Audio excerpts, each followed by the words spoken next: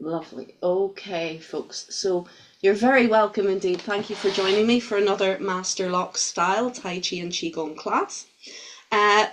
Over the last 3 sessions, or rather the last 2 sessions, we've been focusing on just one of Master Lock's 3 forms that we practice. So in the first instance, we had a jolly good look at the 7 stars in rotations Qigong. In the last session, we had a look at the Phoenix, and so today we're going to have a look in focus at the Immortals Crossing the Sea form. Now, this is really, I feel, the apex, the sort of top of our Master Lock practice as we know it to date. We're going to our most flowing, our most free-moving, our most advanced aspect of his practice. So in order to get there, we're going to start just with a little calm warm-up of Open Door 5. And then, folks, we're going to very gently and patiently work our way through the form. I'd say we'll get through it at least 3 times. And of course, then if there are any questions, comments, if there are any issues, we can look at them as and when they arise, or after a set, we can then do a little question and answer session. Okay, so I'm seeing a beautiful cat in the background getting snuggles. I love it. Yeah, cats are always welcome in my Tai Chi class. Okay, so let's take, and dogs of course, right hand in fist please, left hand straight and pull back that thumb with feet together. We bring the hands together and we salute. Excellent. Okay, so I have my shorter trousers on. You can see my feet hopefully quite clearly. Let's go into let's go into Wuji just to begin with our heels together and our toes a little bit apart. Let's check posture please. So we lengthen up, chin slightly down and back, and take a few moments to breathe and calm.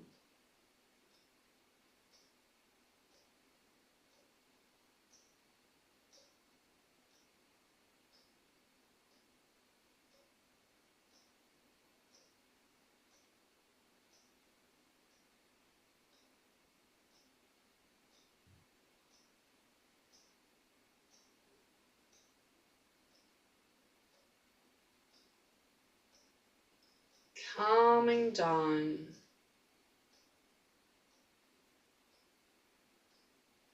And listen behind.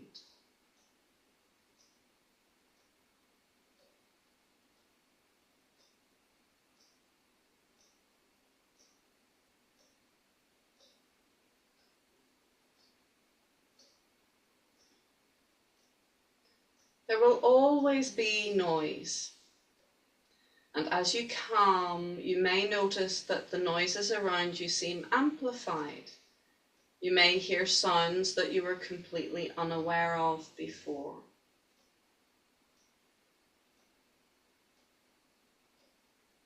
Let them flow over you. Let them flow through you. Whatever they are, let them become part of the music of the universe.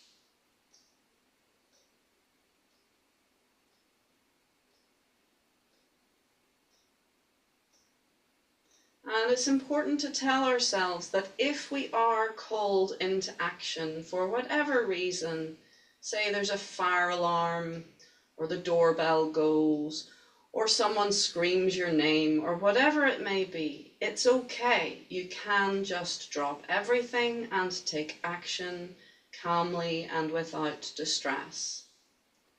It's important to tell ourselves that. As alternatively, if we say to ourselves, if anything disturbs me, I'll be really upset, then you will be. So choose to be calm and stay centered. This is part of Tai Chi because it is a martial art. We need to be ready And we be ready by staying calm and present and taking whatever action is required. So let's bring our awareness gently back to this space, and when you're ready, you can slowly and gently open your eyes, and let's release and go into our open position, checking the feet, make sure you're shoulder width and comfortable, and we'll do once through open door 5.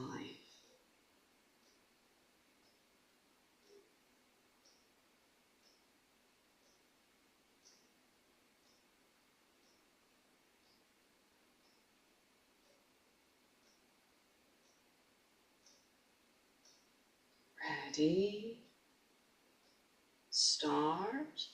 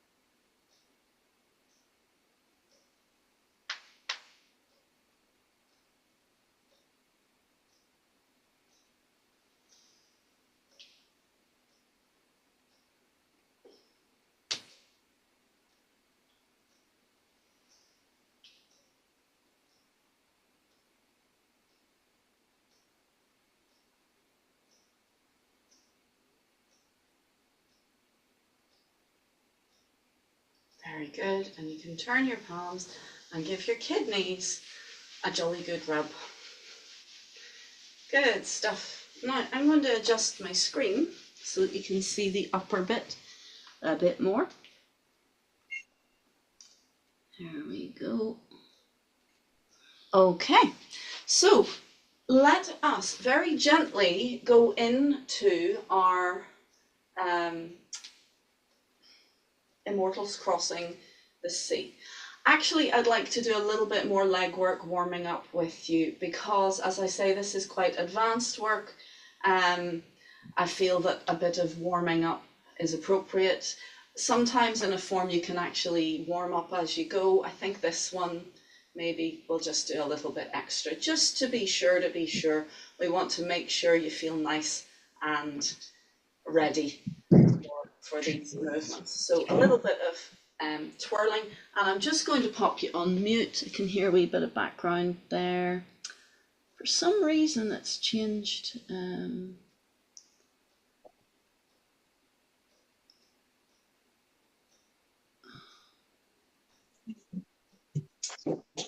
Yeah, sorry about that. Keep warming. For some reason the bar along the bottom is interfering with my Zoom control panel, but there you go, I've managed it. Excellent. Okay, so one side and then the other. The joys of technology, they seem to change things on a daily basis.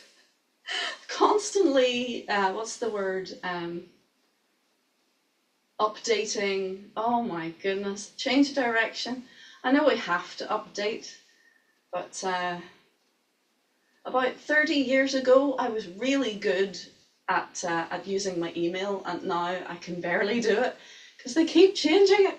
Right, okay, let's do a little trot and actually open the stance, and we'll do a wee bit of rotation of the knees. Very soft, very gentle, very small movement. Change direction.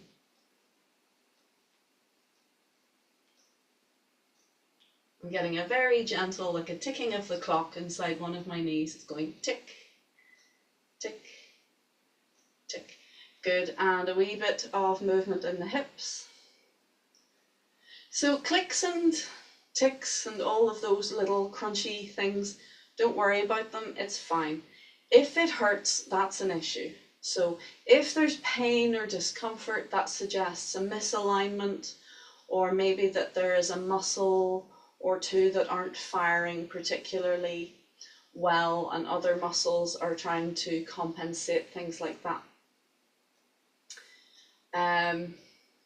So if there's discomfort, that's an issue and we need to address it, either through relaxation, massage, going to a therapist, exercises, physio could help.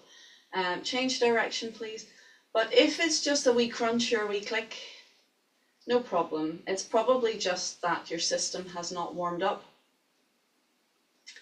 And as the fluid between your joints warms, it gets smoother and fuller, and all the clicks and crunches gradually disappear. Sometimes.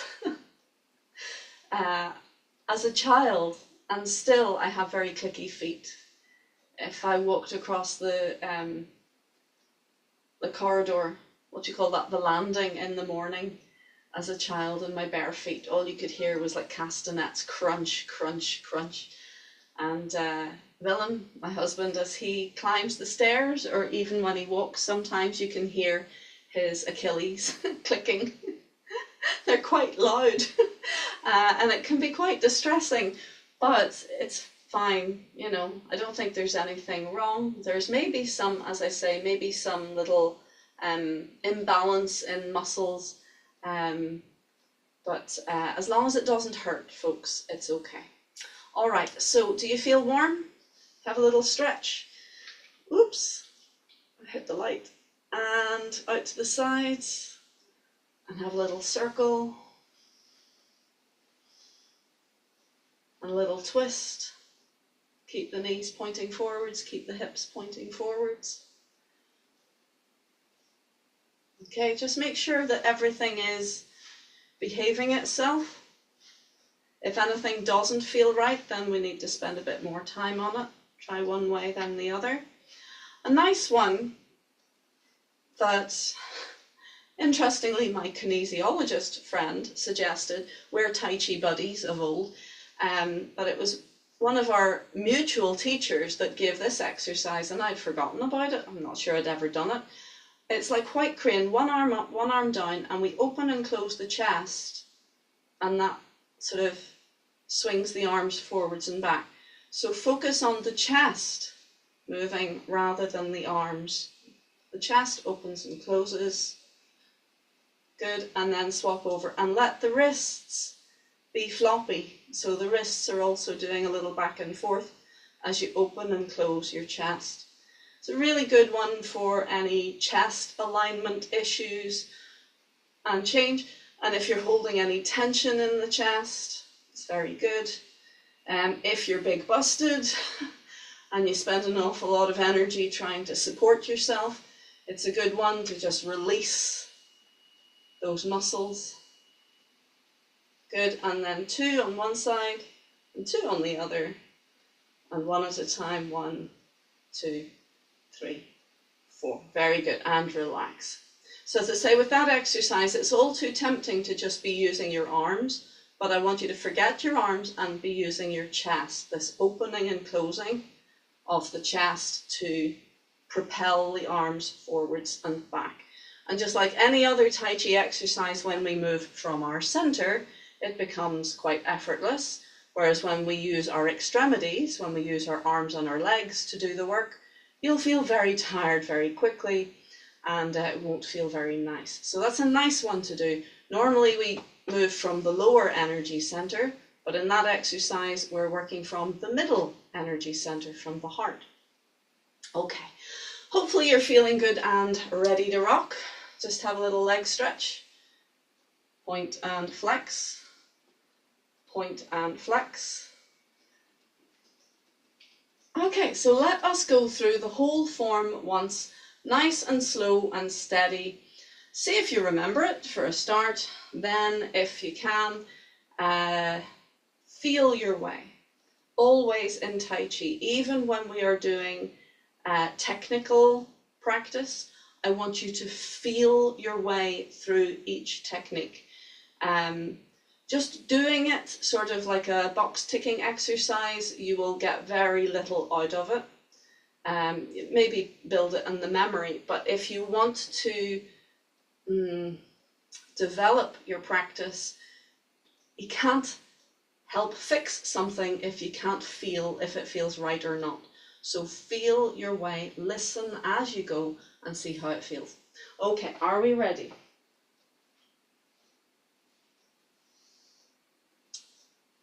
Okey-doke. That bar across the bottom's doing my head in, but right, we'll try from here. Ready? Check posture. And relax down.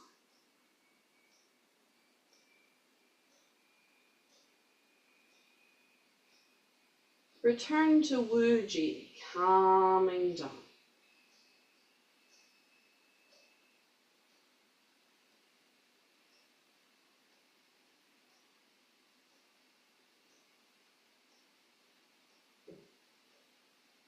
Listening behind.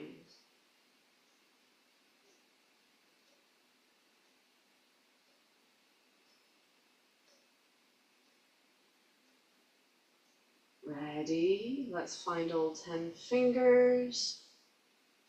And we scoop. Left hand under. Expand, rotate. Push the heel out and step. Emerging dragon.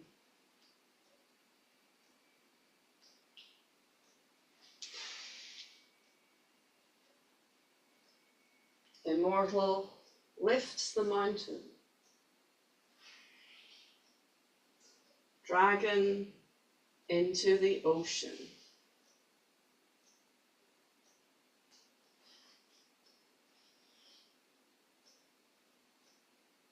Dragon tiger confrontation.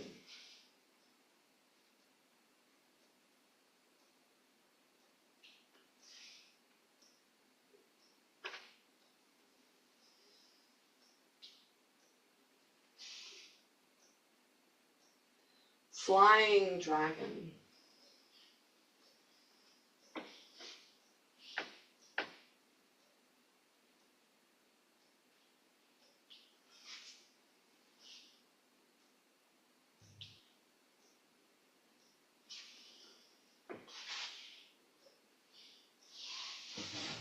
Separate the ocean.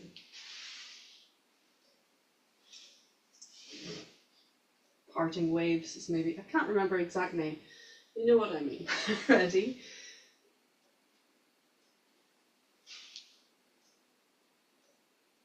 Bending the flower stalk.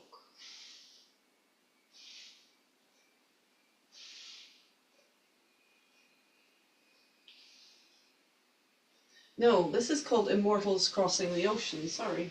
Here we go. Now, bending flower stalk.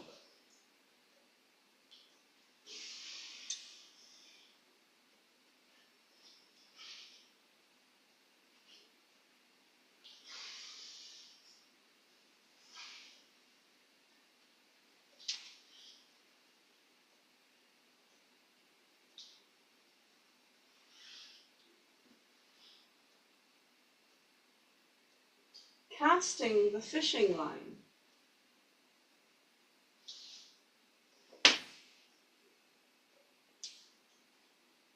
Leaping over the ocean.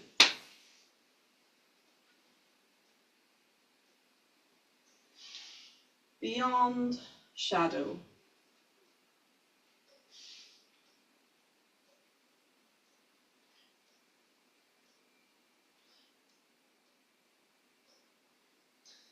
Two immortals. We turn to the back and step left.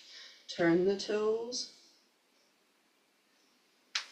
And pluck, pull back. Immortal fishing toad.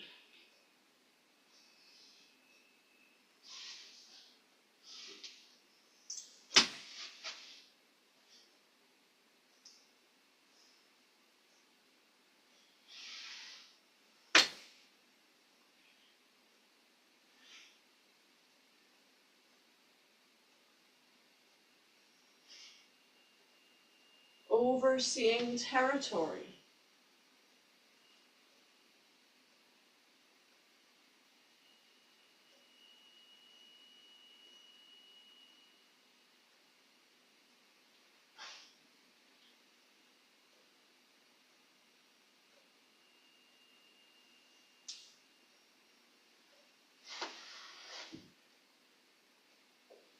Immortal sacred sword.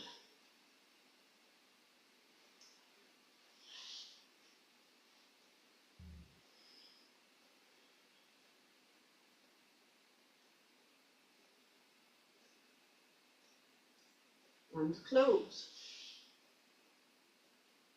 Well done. Have a little rest. Do you want to have a wee drink? Good. Is it getting dark in here? Maybe.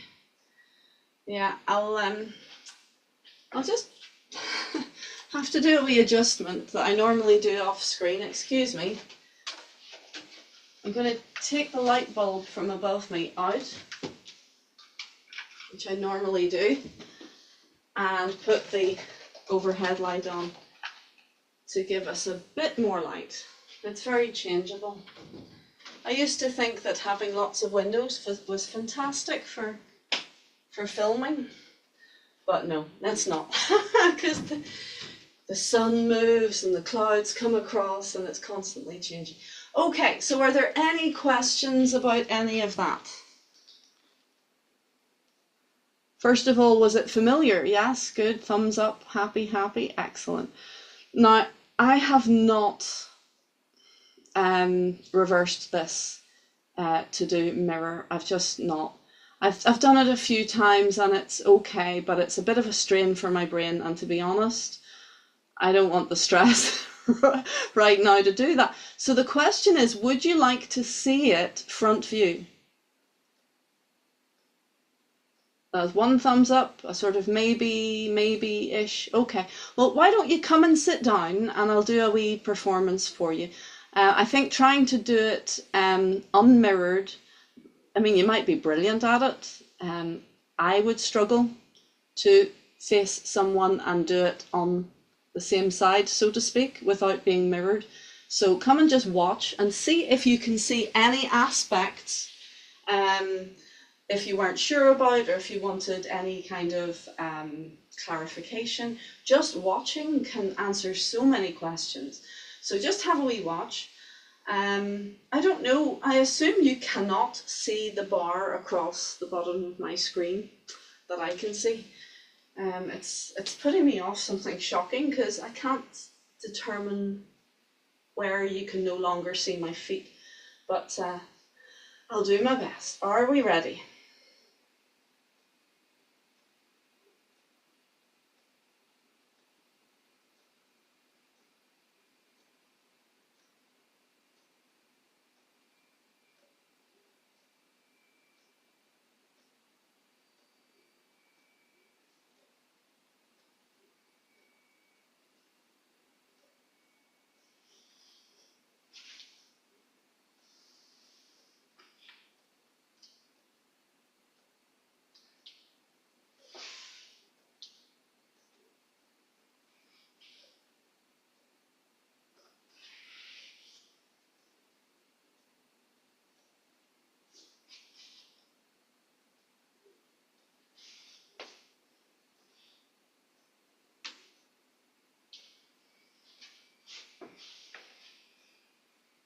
I'm not sure if you can still see, so I'll skip back.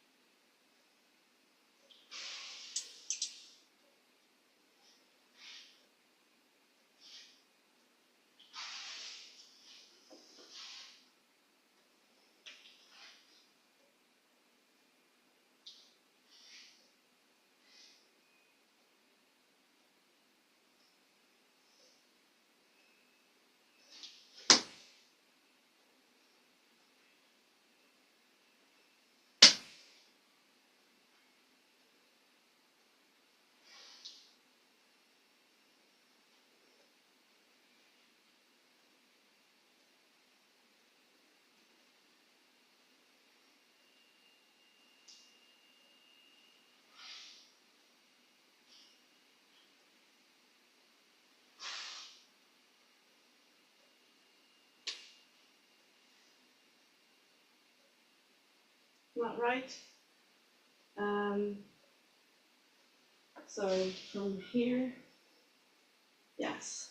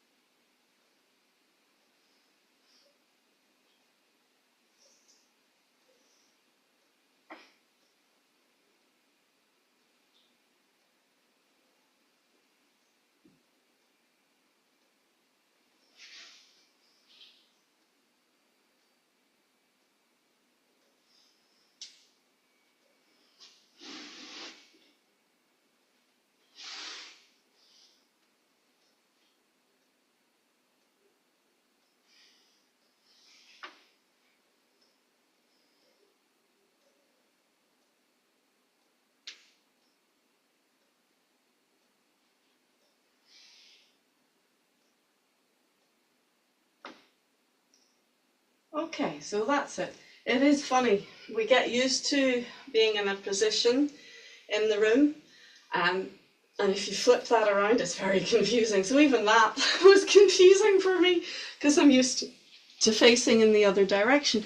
But before we do it again, any questions or comments? Is there anything that you saw there? Did I miss anything out? That's a good question. And it's very good if you can say yep and tell me what I missed out. That shows that you know the form. What did you think? Was there anything there that you could see? Yep, Tony? Yeah, that's going to be brilliant for practice. Is one thing. Yeah, I've, the bones of it I have, but the pointing feet, I missed an awful lot of that there, Yeah. and that was very clarified for me. So that's going to be brilliant. Good. Flat my flat as opposed to pointing, and there's going to be a lot more pointing than I was doing, which is great. Yeah, to pick up. Good. Yeah, when it comes to empty stance, when your front foot is empty and your back foot is full, there are three empty stances. So there's the heel empty stance, like in play guitar in the 24.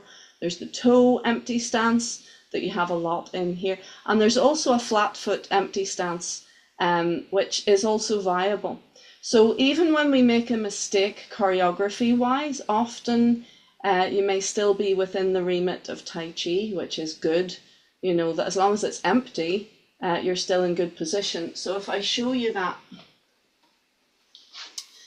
so we have heel empty stance, like play guitar, or press hands together and up. You see that as well. So you've no weight on it, but the toes are lifted, the heel is down. You have toe empty stance. Often the toes are slightly turned in. It shouldn't be straight. It should be slightly turned in because that protects the, the vulnerables from attack. Whereas if you're straight or heaven forbid turned out, it's an invitation to attack the vulnerable area. So empty stance with the toes tend to be slightly turned in, and that naturally gives you a bit more protection. And you also have a sort of flat foot or hovering empty stance, which is really advanced in its way. It's much more difficult, I think. Whereas the balls of the foot are just hovering. So you can feel the floor. You can try it with me. Feel the floor, but not actually be fully touching it. One of my teachers described it as trying to catch a caterpillar without crushing it. It's that feeling of just being off the floor. So that's a really nice practice to do. But in this form, it tends to be the toe empty stance, so the toes slightly turned in. And it is a challenging form. There are little adjustments that you can make to make it more comfortable and doable for yourself, and that is acceptable. It's okay to make it doable for yourself, as long as you know what you're aiming for. So in that version that I just did, I did a somewhat more clumsy and more bitty way of turning. So eventually in the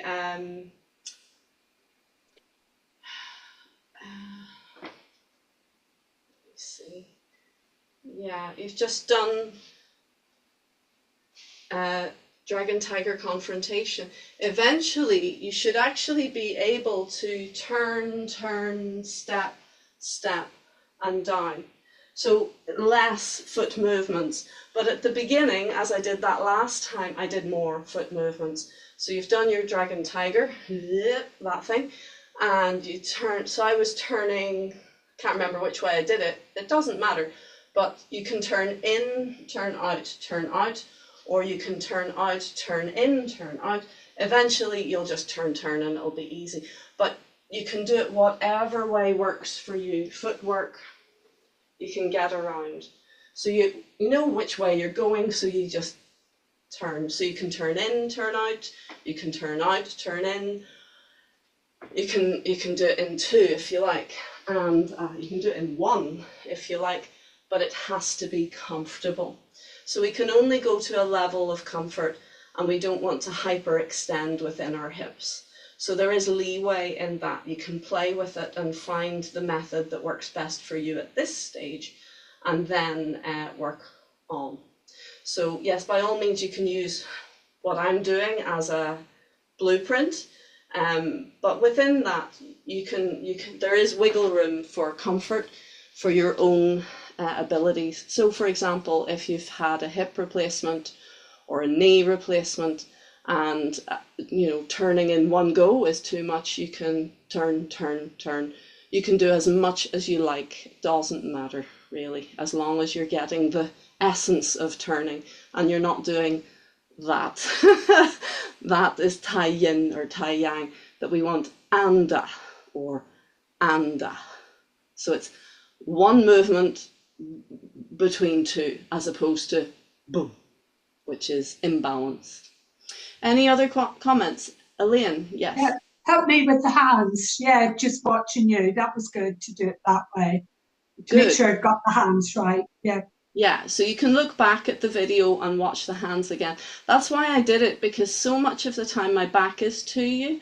And there are techniques, there's ways of doing this as a practitioner, as a student. You're watching your teacher, you learn to have kind of X-ray vision.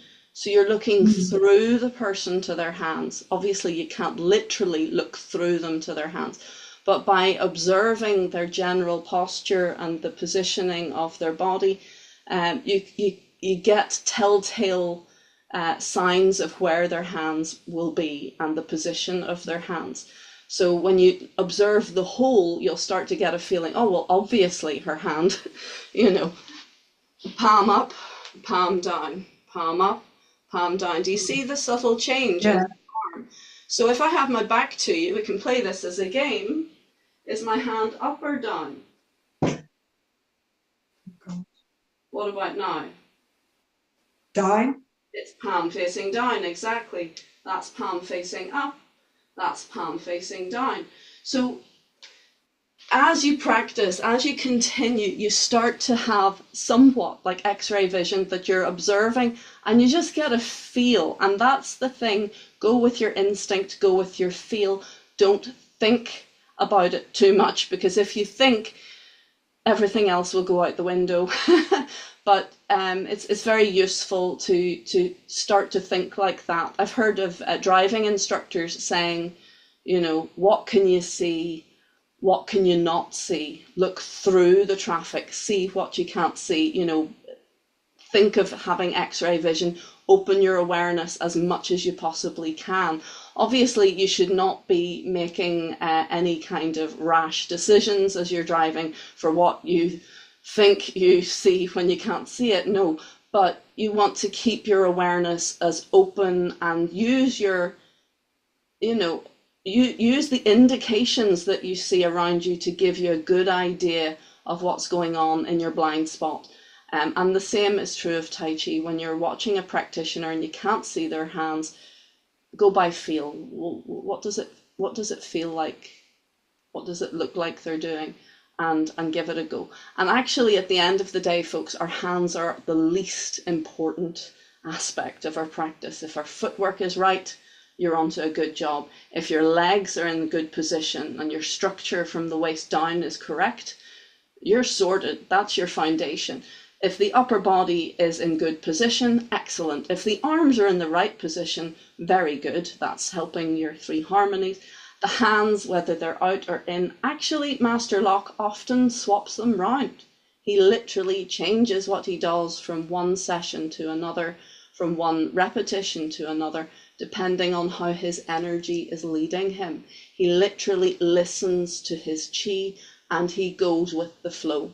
He does not necessarily stick to his own choreography because his body, his energy is actually teaching him as he goes. This feels better. This feels stronger. This is how my system wants to express itself at this moment in time.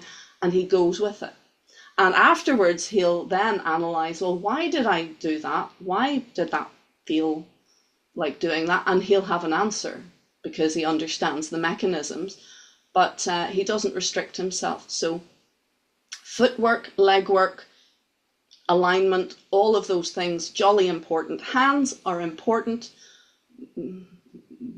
but less so than everything else. So let's do it again. I will do it a wee bit faster maybe, and we'll do the back view. So we'll all do it together and just see how it all falls into place. Okay. Are we ready?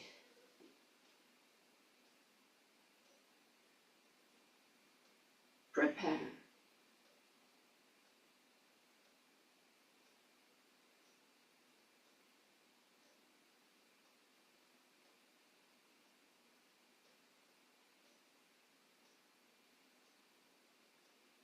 Ah.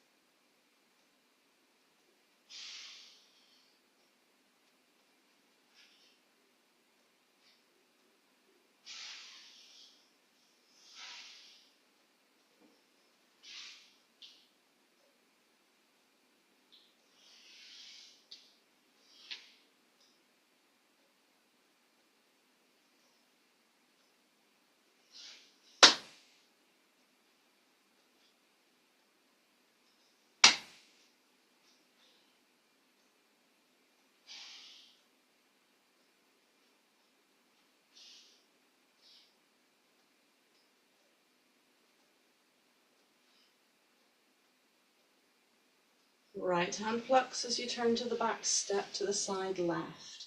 Turn the toes left, left hand plucks, right hand opens, right hand plucks as the weight comes back. And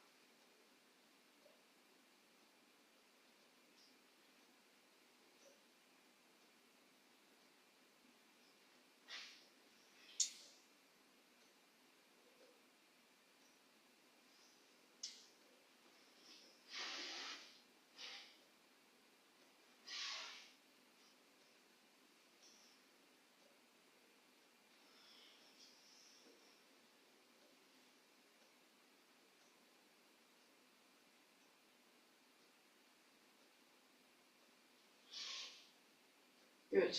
Well done, everyone. Lovely. We have just about enough time to do it once more. Would you be happy to do that? Add a wee bit of a trot. Was that a thumbs up? Yes. Okay, good, good. So this time we'll maybe look at going a bit quicker. And actually, Tai Chi does not need to be slow. The only thing really, the only limit to time is if you can complete each step. Excuse me a sec. If you can complete each step successfully, what's the word? Exhibiting all of the aspects of that step, then it doesn't matter how fast or slow you go. And even then, actually, you can go too slowly, according to Master Chen Yin-jun.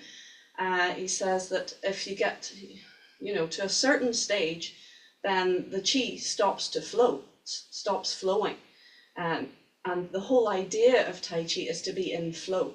So if you find yourself stopping, like doing mini stops all the time, then your energy isn't flowing. Now, it is different if you're striking a pose and holding and relaxing into it. That does not necessarily mean that your qi is stopping. If you continue to relax and breathe and feel into it, you keep the sort of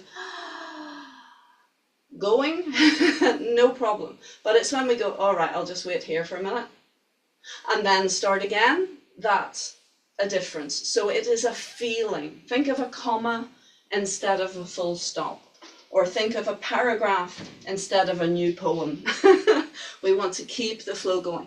So this time we'll go quite quickly, maybe quicker than you're used to, and let's just see if we can get it to unfold. And we've only 5 minutes left, so a little quicker than we're used to. Are we ready? Check posture.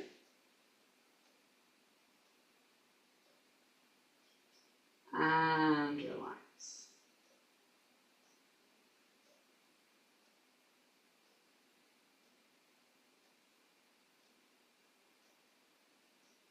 Off we go.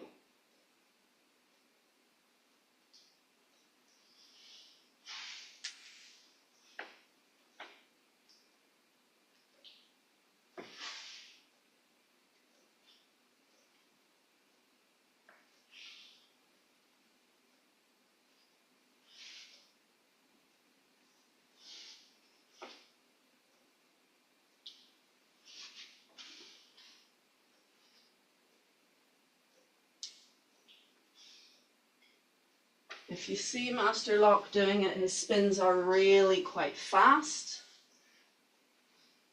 But we just have to go with what we can do comfortably and execute it well.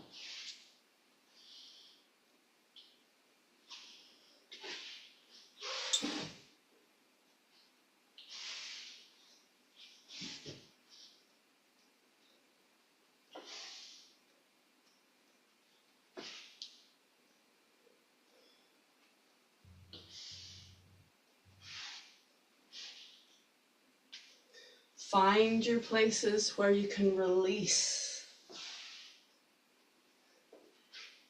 Release.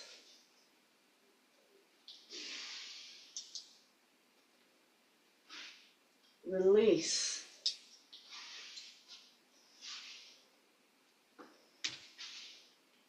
Release. Release. Release.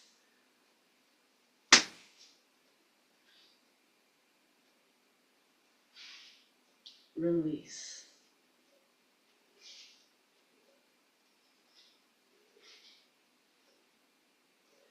Turn to the back and step. Turn, pluck, and back. And don't rush. Let it flow.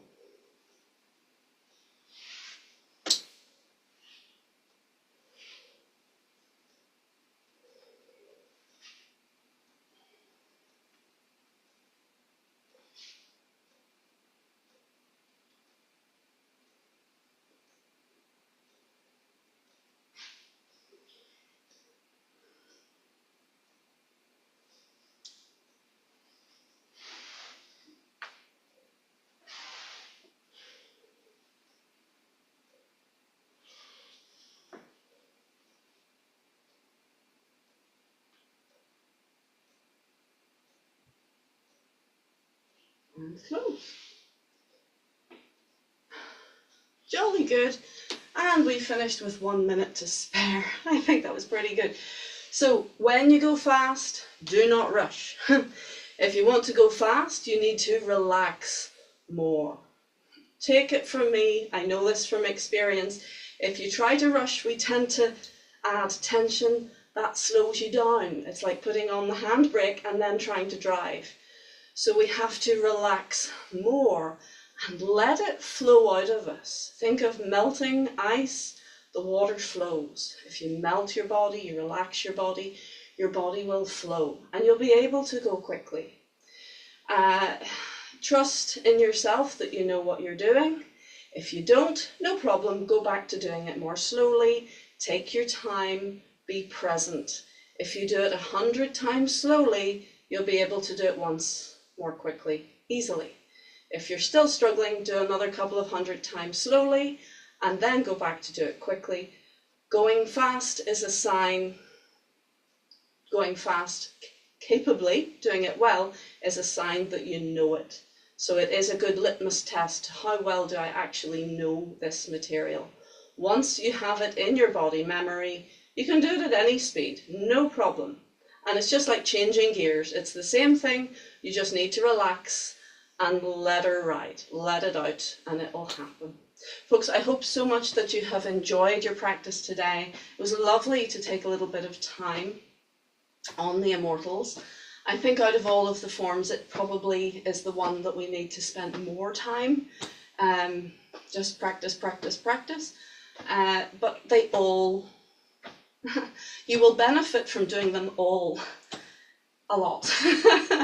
But when it comes to the more advanced forms, even just to get the choreography right, we need more repetitions. Whereas with the easier forms, we may get the choreography right quickly, but then we want to do the many repetitions to really embed the knowledge and open up our understanding of the deeper principles.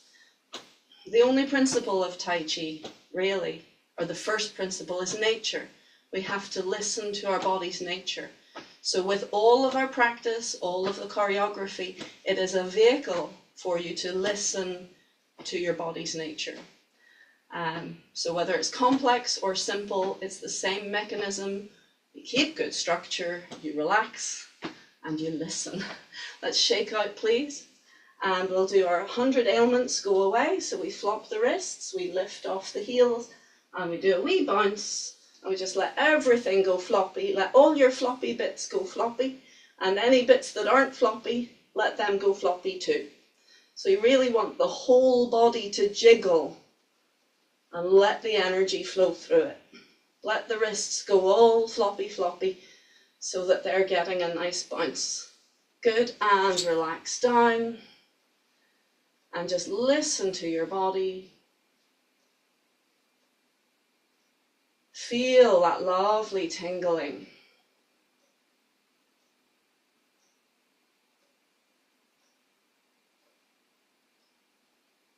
That is your vitality, your chi. Let's guide it back to center. Hug your elbows in. Breathe and feel into your center. And feel your energy is stronger. Beautiful. Well done, everyone. Thank you so much for joining me today. It is lovely to be back with you. And I hope you keep practicing, keep chipping away. And as Chairman Mao said, hao hao sui si, chen chen xiang sa. It means good, good, study, day, day, up. Every day you study, you improve. Very well done, and thank you. I'll see if I can